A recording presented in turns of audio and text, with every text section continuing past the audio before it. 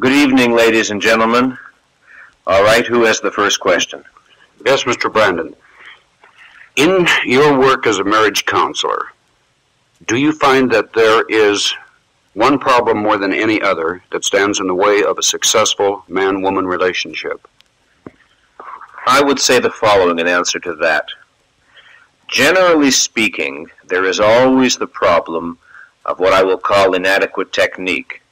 I don't mean inadequate sexual technique in this context, but rather a general lack of knowledge of methods and policies for dealing with another human being, dealing with friction, dealing with conflict, etc. and so forth. But you know, if I were asked, as you are asking me now, to name the most important single obstacle to a successful romantic relationship, I would name something else entirely.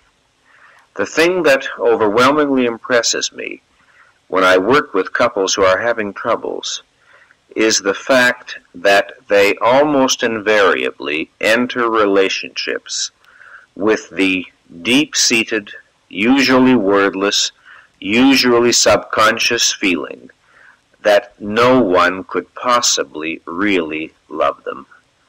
In other words, the individual's fundamental, and to repeat, often subconscious feeling that he cannot really be of enduring importance to another human being, that his feelings, that his person do not really matter, cannot really matter.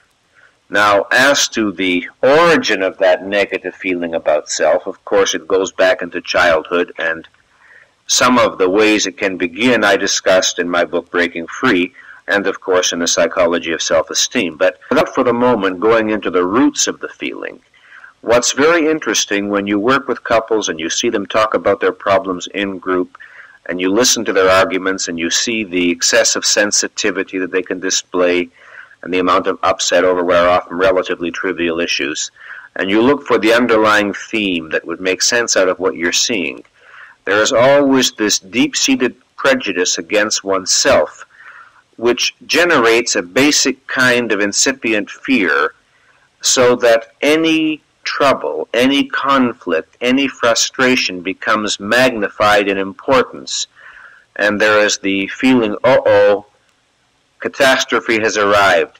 I always knew that I could not be happy with another human being, that no one could really love me, that I couldn't be successful in a relationship, and now everything I always knew and feared has come to pass. So there is this basic panic, this basic apprehension, therefore this suspiciousness, this malevolence, which the person is often quite unaware of. He may profess the opposite, but we can usually see it when we work with it, and it's a terrific obstacle. Now, you might ask me, what does a person do? Suppose there is this problem. One of the things I find myself obliged to spend a lot of time working on with couples is teaching them to be aware of this fear, this attitude in themselves, to be aware of the ways in which it affects them, affects their feelings, affects their responses, affects their behavior.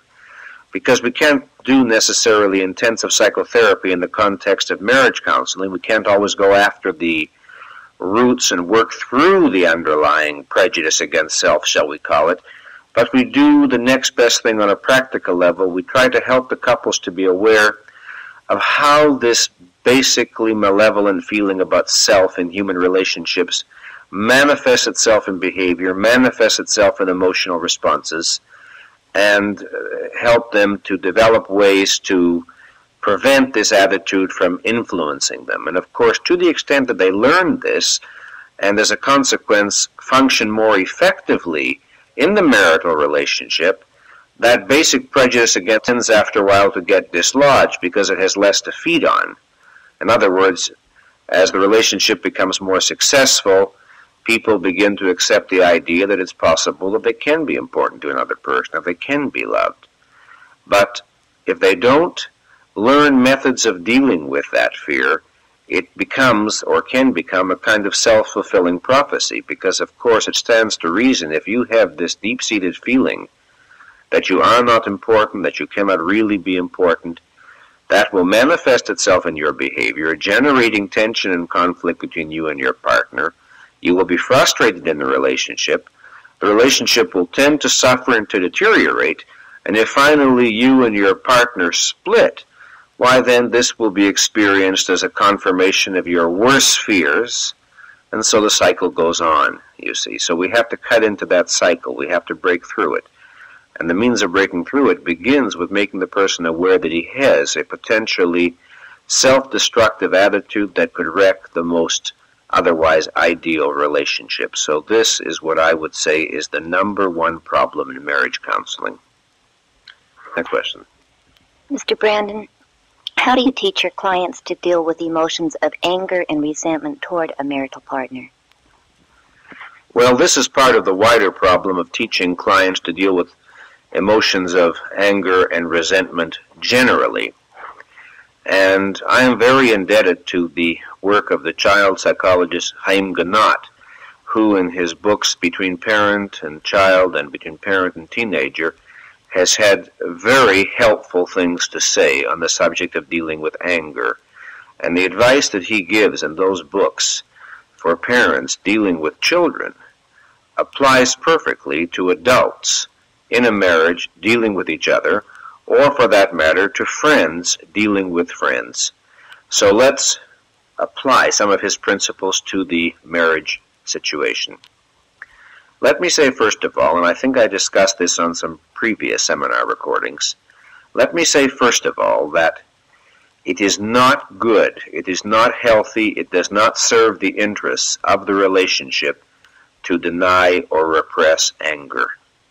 If the anger is there, it should be acknowledged and it should be expressed. The only question is to express it in a constructive way that is helpful to you and to your partner, or to express it in a destructive way which is hurtful both to yourself and to your partner. So the question really becomes, what is the difference between the constructive expression of anger and the destructive expression of anger? But before I answer that, let me remind you of why the anger has to be dealt with. Simply because if the feelings are there, they are there. If the hurt is there, it's a fact. If the resentment is there, it's a fact. If the anger is there, it's a fact.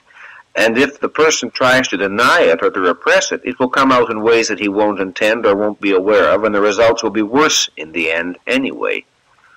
You see, we cannot simply sweep our emotions under the rug.